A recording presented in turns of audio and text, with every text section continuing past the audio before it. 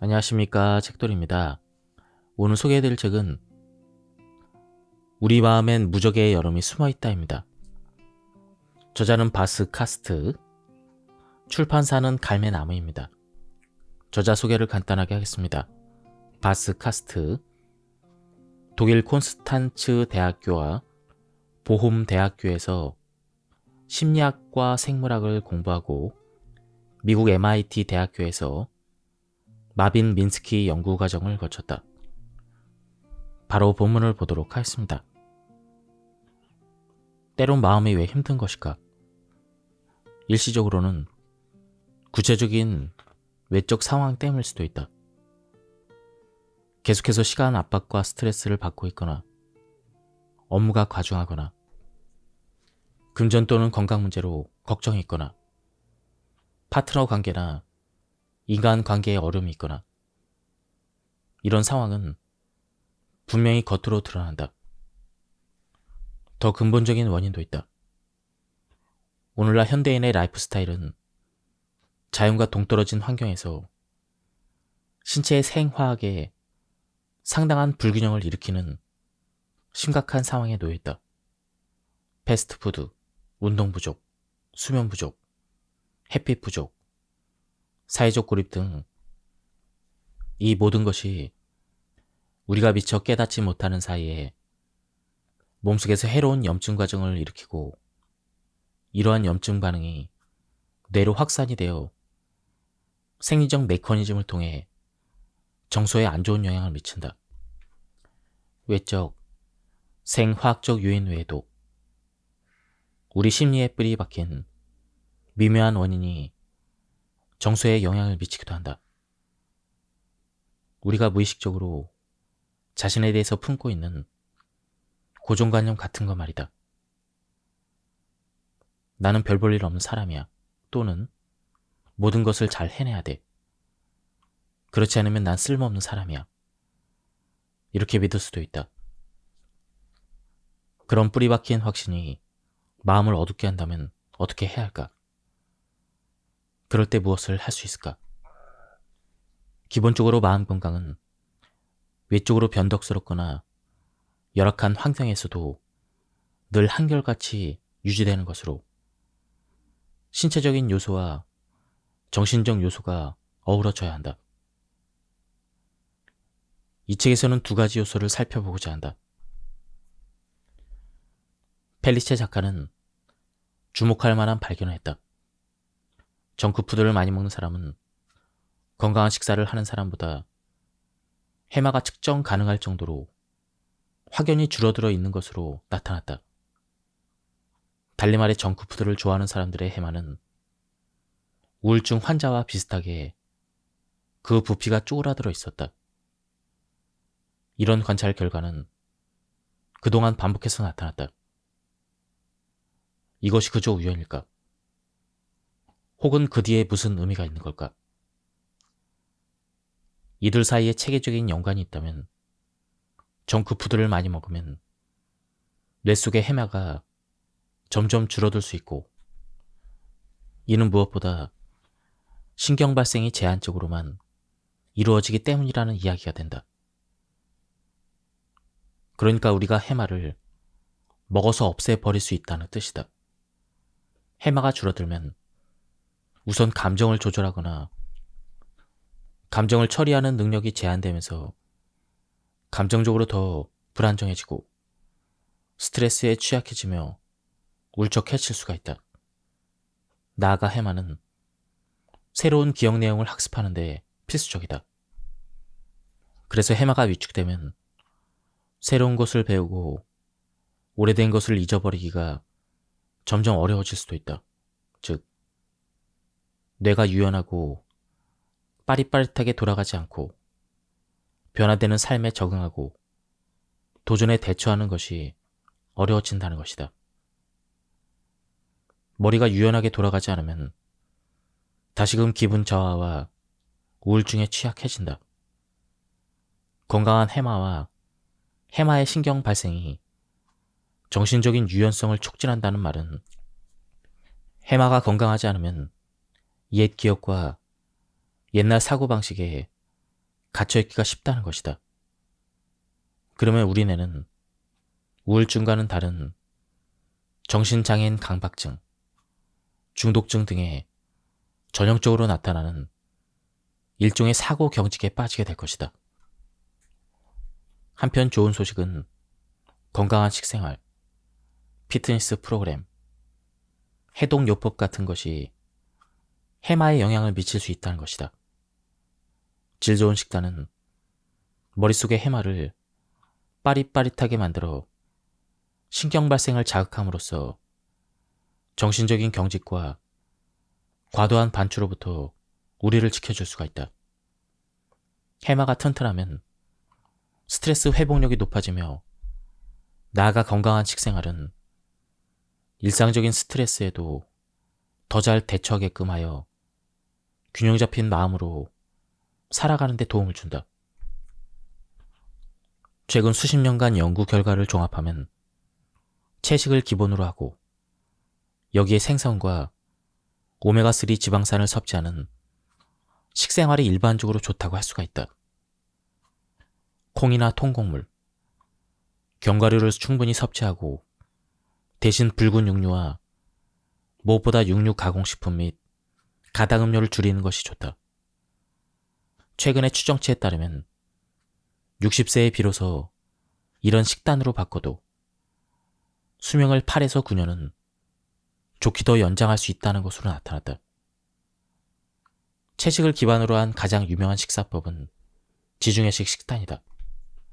지중해식 식단은 여러 건강법 중 하나이지만 유독 많은 연구 결과가 존재하는 편이다.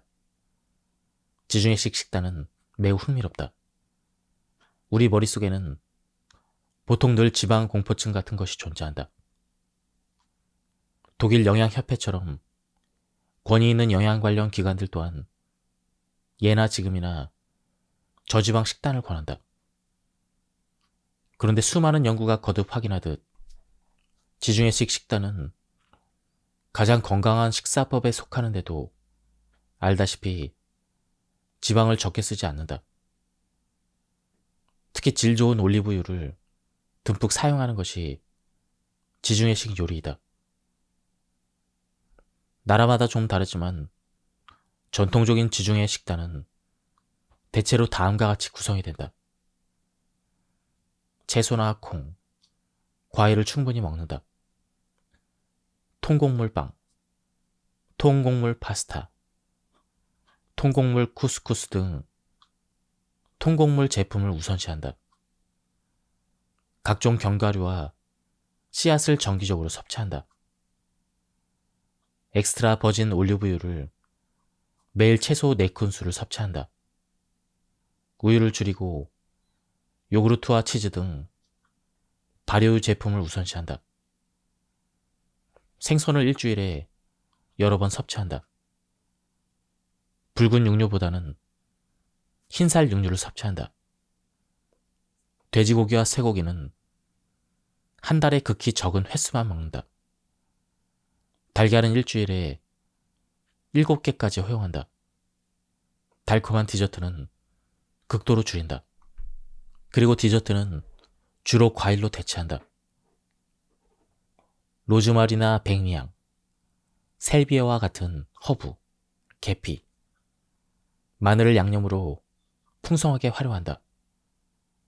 그리고 소금량을 제한해 짜지 않게 조리한다. 종종 식사에 와인을 적당량 곁들인다. 허용량은 여성은 최대 1잔, 남성은 최대 2잔이다. 대규모 메타 분석에 따르면 지중해식 식단은 우울증 위험을 30% 정도 줄여준다고 한다. 이미 알고 있듯 오메가3 지방산은 우울증을 경감해 줄 수 있는데 오메가3 지방산이 염증 과정을 완화하기 때문이다. 오메가3의 가장 좋은 공급원은 연어, 청어, 고등어, 송어처럼 지방이 풍부한 생선이다. 내 책 전작에서는 일주일에 한두 번 생선을 먹으라고 추천했다. 자료만 두고 볼 때 이 정도의 권장량은 예나 지금이나 유효하다. 하지만 어류의 무분별한 남획과 대기 오염이 문제가 되는 상황이기에 상황이 개선되지 않으면 생선 섭취를 줄이는 대신 해조류 오일 형태의 오메가3 캡슐을 복용할 것을 권하고 싶다. 나는 거의 매일 오메가3 캡슐을 한두 개 복용하고 있다. 최근 영양 연구에 가장 주목할 만한 발견은 오메가3 지방산이 단순히 우리에게 많은 에너지를 공급해주는 칼로리 폭탄이 아니라는 것이다. 그렇다. 오메가3 지방산은 칼로리를 함유할 뿐 아니라 양리학적 작용 물질처럼 일종의 분자적인 언어로 우리 몸에 메시지를 보내는 놀라운 능력이 있다. 따라서 음식은 일종의 정보라고 할 수가 있다. 우리 몸의 많은 세포 표면에는 오메가3 센서가 있는 것으로 드러났다.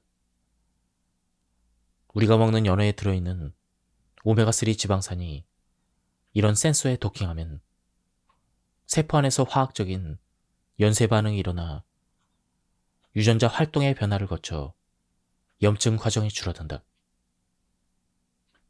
종일 실내에 앉아 자연을 멀리하고 햇볕도 안 쬐고 운동도 하지 않고 잠도 조금 자고 스트레스를 많이 받고 게다가 정크푸드까지 먹으면 이런 부자연스러운 생활 방식 때문에 생긴 염증 반응이 뇌까지 번질 수가 있다. 이를 신경염증이라 한다.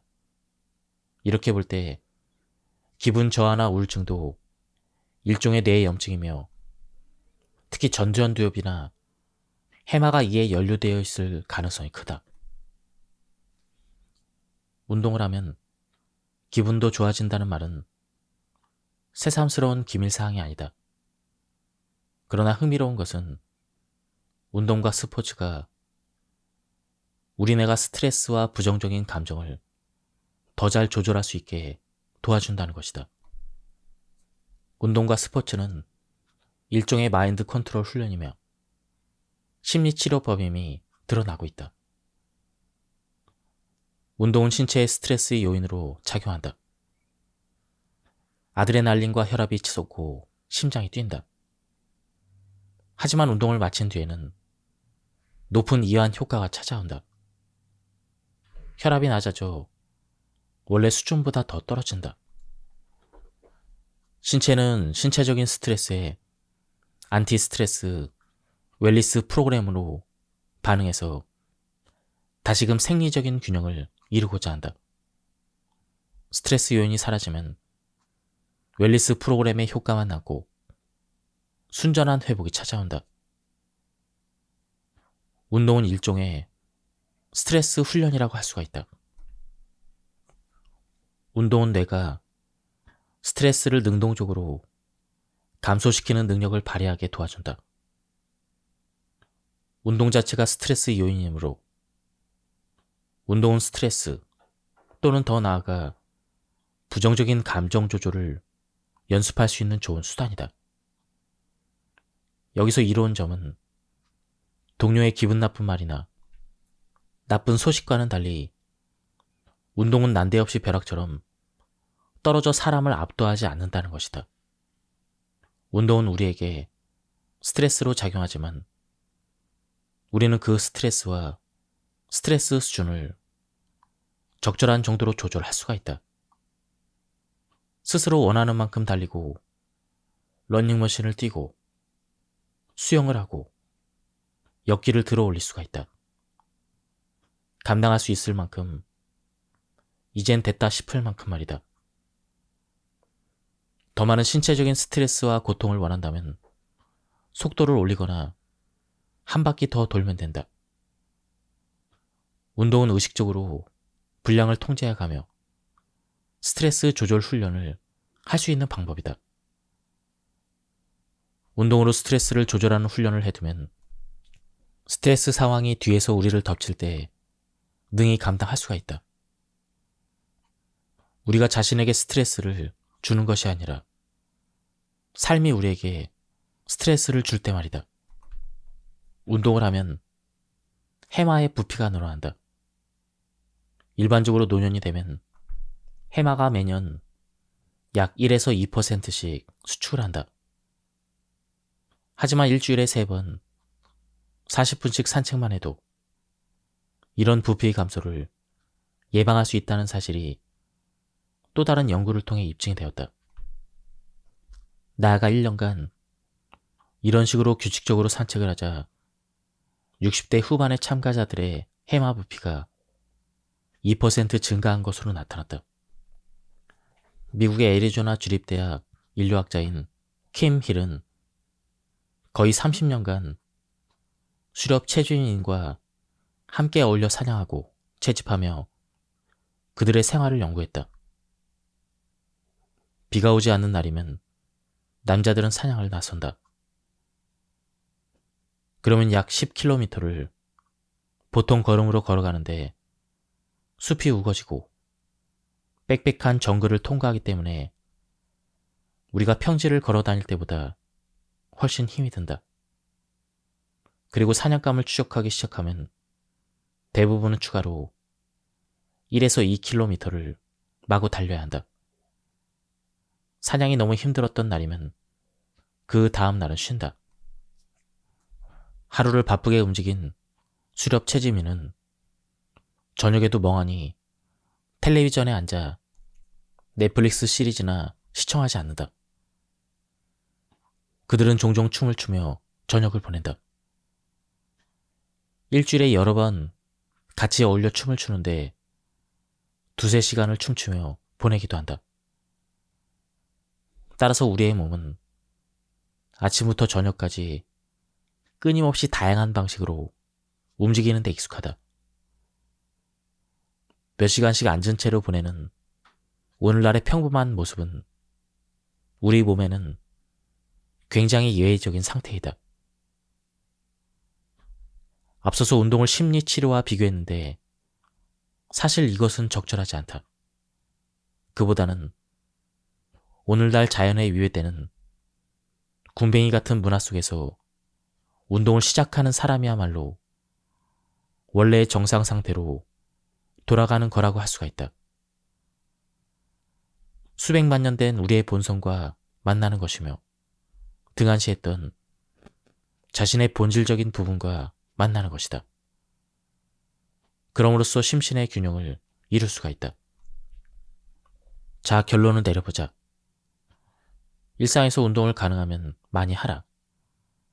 나는 약간 길게 통화할 일이 생기면 전화를 가지고 밖으로 나와서 걸어 다니면서 통화를 한다. 걸어 다닐 때면 좋은 생각도 곧잘 떠오른다. 우리는 운동을 해야 되는데 시간이 없다고 느낀다. 내 경우도 다르지 않다. 그러므로 가능하면 운동이 일상의 구성 요소가 되게끔 운동을 일상에 편입시키면 좋다. 출근길에도 엘리베이터 대신 되도록 계단을 이용하자. 멀지 않은 곳이라 자전거를 타고 가나 자동차를 타고 가나 걸리는 시간이 별 차이 없다면 자전거를 타고 가자. 사람을 만날 때도 공원 같은 곳을 산책하면서 이야기를 나누면 좋다. 나는 최소한 일주일에 3번 30분 정도 조깅을 한다. 몇 개의 덤벨과 캐틀벨을 가지고 일주일에 여러 번 트레이닝을 한다. 내 친구 하나는 태생이 상당히 게으르다. 하지만 친구랑 축구를 하는 건 좋아해서 미리 축구하자고 단단히 약속을 해놓음으로써 최소한 나만큼 운동을 한다. 만보기 앱을 무료로 받아 이에 힘입어 의욕적으로 걸음수를 늘려가는 사람들도 있다. 지금 운동을 할까 말까 크게 고민하지 않고 이어폰을 끼고 음악을 들으며 현관문을 박차고 나서는 편이 낫다. 일단 망설이기 시작하자마자 일단 집에 있어야 하는 이유가 쏙쏙 떠오른다. 일시적이고 목표 지향적인 스트레스 경험은 신체로 하여금 졸던 상태에서 깨어나 방어력을 동원하게 해준다. 그리하여 스트레스 경험을 통해 단련되어 신체적으로뿐 아니라 정신적으로도 더 강단 있는 사람이 될 수가 있다. 과학에서는 이런 현상을 호메르시스라고 부른다. 호메르시스의 원칙은 나를 죽이지 못하는 것은 나를 더 강하게 만든다라는 니체의 모토와 상통한다. 다음에 3가지 호메르시스적 스트레스 요인을 살펴보려고 한다. 운동처럼 마음의 생기를 불어넣고 건강을 촉진하는 방법이다. 호메르시스 1. 단식. 언제든 돈 한 푼 안 들이고 이용할 수 있는 가장 간단한 스트레스 요인은 바로 단식이다. 며칠간 물만 먹고 단식할 수도 있지만 꼭 그럴 필요는 없다. 더 식고 더 유쾌한 형태인 간헐적 단식이 있으니 말이다. 간헐적 단식은 하루에 한두 끼만 먹고 나머지 시간은 금식을 하는 것이다. 또한 시간을 정해 하루에 8시간 동안만 음식을 먹고 나머지 16시간은 금식을 한다. 아무것도 먹지 않는 시간이 그리 길지 않아도 간헐적 단식을 통해 몸의 생리가 굉장히 변화한다. 단식은 누구나 쉽게 할 수 있는 건 아니다. 하지만 급기야여 단식을 해본 사람들은 정신이 맑아진 기분이었으며 내적으로 더 평온을 느꼈을 뿐더러 기분도 훨씬 나아졌다고 한다. 그렇다.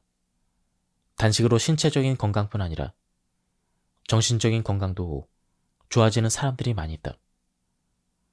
몇몇 연구에 따르면 해가 떠서부터 해가 질 때까지 금식을 하는 이슬람의 라마단 기간에도 금식을 하는 사람들이 힘이 넘치고 기분도 향상된다고 한다. 호메르시스 2. 냉수욕. 우리는 거의 1년 내내 20도 정도로 인공적으로 기온 조절이 된 실내 공간에서 보내기 일쑤이다. 하지만 신체를 흔들어 깨우는 또 다른 방법은 일시적으로 쾌적한 온도에서 벗어나 익숙치 않은 추위나 더위에 신체를 노출시키는 것이다. 이 2 방법 모두 기분을 향상시킬 수가 있다. 찬물에 뛰어들어 본 사람은 신체가 어떻게 반응하는지 알고 있다. 몸이 차가운 것에 쇼크 반응을 일으킨다. 그리하여 약간의 공황 발작과 비슷한 증세가 나타난다. 잠시 동안 거의 숨을 쉴 수 없고 몸이 뻣뻣해지고 숨이 차서 과호흡을 하고 심장이 쿵쾅대고 스트레스 호르몬이 혈관으로 분출되고 혈압이 오른다. 이 모든 현상이 이미 정서를 자극한다. 그리스의 히포크라테스가 수치료를 신체적으로 또는 정신적으로 무기력한 상태에서 벗어나는 방법으로 여긴 것은 공연한 일이 아니다. 여기서 포인트는 우리가 낮은 온도에 점차로 익숙해져서 다시금 어느 정도 심호흡을 하고 나면 안정을 되찾는다는 것이다. 이것은 공황 발작을 조절할 때와 매우 비슷하다. 조깅이나 운동과 마찬가지로 추위를 통해 스트레스 반응을 훈련할 수가 있다. 추위라는 스트레스 요인을 수단으로 회복력을 연습해두면 신체적인 것이든 정신적인 것이든 다음번 충격은 우리에게 그렇게 무리가 되지 않는다. 이론상으로는 그러하다. 유감스럽게도 일시적인 냉쇼크가 정말로 감정 조절 능력을 개선시키는지는 확실한 연구 결과가 몇 안 되지만 규칙적으로 바다나 강, 호수에서 수영을 하는 아웃도어 수영 선수들에게 물어보면 많은 선수가 한결같이 차가운 물속에서 수영을 하는 것이 우울증과 불안에 효과적이라고 추천한다. 아이스맨이라 불리는 빔 호프도 그중 한 사람이다. 그는 가장 세계에서 유명한 아웃도어 수영 선수이자 극한 추위를 견딜 수 있는 네덜란드의 익스트림 운동 선수로 청소년기에 이미 본인이 찬물을 좋아한다는 것을 깨달았다. 그러다가 나중에 극진히 사랑했던 첫 부인이 네 자녀를 남겨둔 채 비극적인 자살로 생을 마감한 뒤 힘든 일상을 보낼 때 자연과 추위가 다시금 그가 어려움을 딛고 살아갈 힘을 되찾도록 도와주었다. 그는 그의 책에서 찬물이 나를 치유했다라고 적었다. 지금까지도 그는 얼음물 속에서 1시간 동안 명상을 하고 난 뒤에 특히나 상쾌한 기분을 느낀다. 처음 찬물 목욕을 시도하려는 사람을 위해 웜 호프는 다음과 같은 방법을 추천한다. 평소처럼 따뜻한 물로 샤워를 하되 우선은 마지막 15초 동안 차가운 물로 마무리하라. 그렇게 일주일이 지나면 너끈히 30초 이상을 찬물로 샤워할 수 있게 되고 일주일이 더 지나면 1분을 그렇게 할 수가 있다. 하루 한 번 찬물로 샤워를 하면 의사가 필요 없다라는 것이 빔 호프의 신조이다. 나는 빔 호프의 조언에 따라 일주일에 한 번 찬물로 샤워를 하고 있다. 보통은 사우나를 하고 나서 그렇게 하고 있다. 그러다 보니 찬물에 익숙해져서 점점 잘 견딜 수가 있다. 내 경우 찬물 샤워와 목욕을 하고 나면 확실히 기분이 좋아지고 활력이 생긴다. 호메리시스 3. 사우나. 차가운 물에 풍덩 빠지는 것만큼 우리를 생동감 넘치게 하는 일은 없을 것이다. 그럼에도 대부분의 사람은 차가운 물에 들어가는 것보다는 뜨거운 물에 들어가는 편을 선호한다. 냉충격보다는 일시적인 열충격을 좋아한다는 것이다. 80도에서 90도 사이의 건식 사우나는 체온을 37도에서 약 39도까지 끌어올린다. 그러면 심장은 운동을 하는 것처럼 스트레스를 받는다. 심박동이 빨라지고 심장 근육은 더 많은 혈액을 펌프질하여 온몸에 순환시키며 혈압이 상승한다. 피부에 혈액이 많이 공급되면 땀을 흘린다. 사우나를 하면 약 0.5리터의 체액을 잃게 되며 그것만으로도 치유 효과를 낸다. 신체는 이런 경로를 통해 평소 소변으로 배출하는 것보다 경금속과 중금속을 더 많이 배출하기 때문이다. 사우나 스트레스가 끝나면 염증 수준이 다시금 정상화되고 혈압이 평균 수준 이하로 떨어지게 된다. 신체 훈련을 했을 때와 마찬가지다. 규칙적으로 사우나에 다니는 사람이 염증 수준과 혈압이 더 낮은 것으로 관찰되는 것은 우연이 아니다. 이 모든 일은 심장과 신체의 건강에 유익하다. 핀란드에서 실시된 대규모 연구에 따르면 일주일에 2~3번 사우나를 하는 남성은 일주일에 한 번만 사우나에 가는 남성보다 심혈관 질환으로 인해 사망할 위험이 약 27% 낮다고 한다. 일주일에 4회에서 7회 사우나를 하는 사람은 심혈관 질환으로 인해 사망할 위험이 심지어 50%까지 감소한다. 신체뿐 아니라 정신도 도움을 받는다. 한 연구에서 미국의 연구진은 적외선 전신 온열 가온 장치를 이용해 우울증 환자들의 체온을 일시적으로 38.5도까지 끌어올렸는데 이 요법은 1회 평균 1시간 반 정도가 소요되었다. 그 결과 단 한 번의 온열 요법만으로도 몇 주간 우울증을 경감시키는 데 도움이 된 것으로 나타났다. 자연이 우리를 고요하게 하는 반면 도시는 우리 뇌에 자극을 퍼붓는다. 도시에서 우리 뇌가 획 돌아버리지 않는 이유는 중요하지 않은 자극을 그냥 제쳐버리는 데 익숙하기 때문이다. 뇌 속에는 일종의 지적인 필터가 있어서 모든 쓸모없는 것을 거르고 정말로 중요한 것만 우리 의식으로 전달한다. 모든 것이 잘 돌아갈 때 우리는 뇌의 이런 필터 기능을 전혀 알아차리지 못한다. 그 기능의 소중함을 잘 깨닫지 못한다. 하지만 뇌의 무의식적인 작업이 드러나는 예외적인 상황이 있다. 그에 대한 가장 유명한 예가 칵테일 파티 효과이다. 상상해보자. 당신은 파티에 있고 주변 사람이 삼삼오오 모여 수다를 떨고 있다. 당신도 몇몇 사람과 함께 담소를 나누며 대화에 집중한 나머지 근처에 있는 사람들이 뭐라고 떠들든 신경 쓰지 않는다. 그러다가 갑자기 주변에서 누군가가 당신의 이름을 들먹이면 당신은 그 소리를 용케도 알아듣고 단번에 귀를 쫑긋하여 옆 그룹의 대화로 온통 신경을 쓰게 된다. 주변에서 사람들이 뭐라고 떠들든 알 바 아니었고 귀를 기울여 듣지도 않았는데 어떻게 당신의 이름이 불리는 순간 그것을 알아들을 수 있었을까? 이는 당신의 뇌가 무의식적으로 주변의 대화를 듣고 있었다는 뜻이다. 한마디 한마디마다 다 듣고 있었기 때문이다.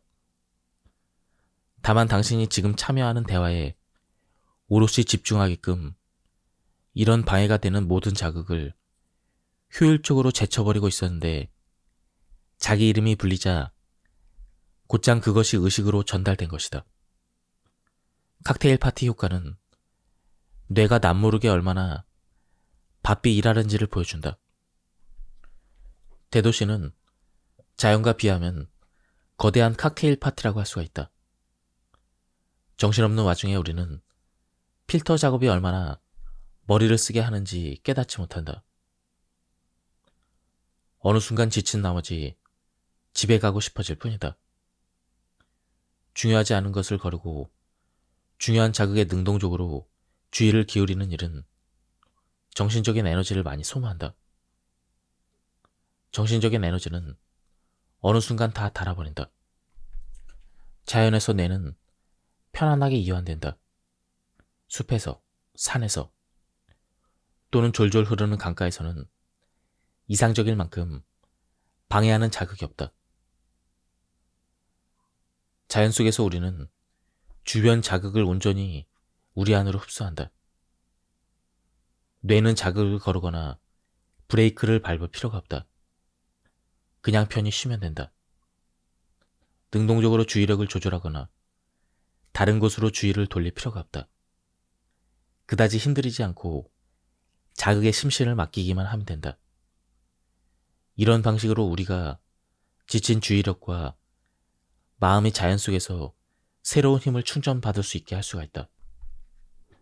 하루를 보내면서 집중력이 점점 약해질 때 무의식에서 올라오는 생각과 감정은 평소보다 더 쉽게 우리를 접수해버린다.